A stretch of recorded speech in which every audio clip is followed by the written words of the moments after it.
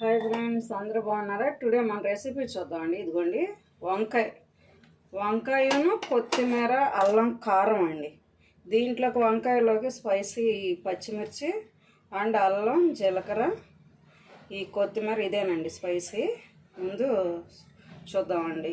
ఇవి mixie పట్టేసుకుందాం. Stove పైన కళాయి పెట్టేసుకొని కొంచెం ఆయిల్ వేసుకొని ఇదిగోండి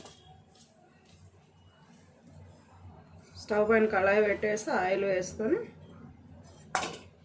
కొంచెం ఎక్కువే పట్టుద్దండి. నేను 1/2 కేజీ వంకాయలు తీసుకున్నా. ఇదిగోండి నేను 1/2 కేజీ వంకాయ తీసుకున్నా, కట్ చేసి పెట్టుకున్నాను. ఇప్పుడు ఆయిల్ హీట్ అయ్యాక ఇదిగోండి తాలింపులు వేసుకున్నాం. అవి వేగాక ఇదిగోండి ఒక సైజు ఉల్లిపాయను కొంచెం కరివేపాకండి. ఓకే, ఈ తాలింపులు వేగిపోయినాయంటే ఇప్పుడు పచ్చిమిరపకాయ వేసుకుందాం. ఉల్లిపాయను ఈ కరివేపాకు వేగాక అప్పుడు మనం వంకాయ వేసుకుందామండి. ఈలోపు ఇవి మిక్సీ పట్టుకుందామండి. అదిగోండి చూసారా ఉల్లిపాయ ఎలా ఎర్రగా వేగిపోయిందో, అట్లా ఎర్రగా వేగాలండి. ఈ టైంలో మనం వంకాయ వేసుకుందాం.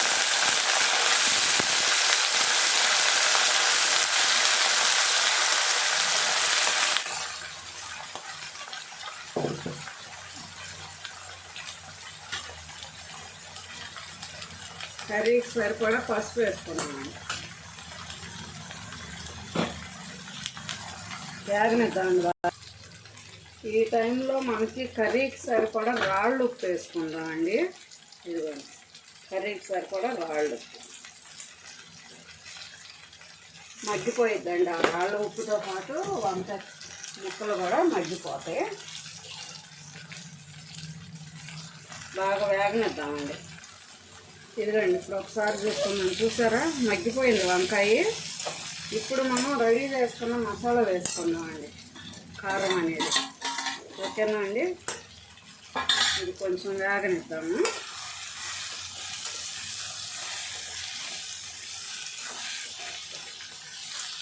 ఈ మిక్సీ పట్టుకున్న వాటర్ ఉన్నాయి కండి, ఇవి కూడా కొంచెం వేసుకుందాం.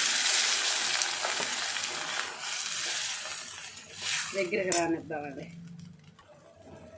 అంతే అండి, చూసారా ఎలా అయిపోయిందో. దగ్గరికి వచ్చి ఇట్లా రావాలండి. లాస్ట్ కొంచెం కొత్తిమీర వేసుకుందామండి.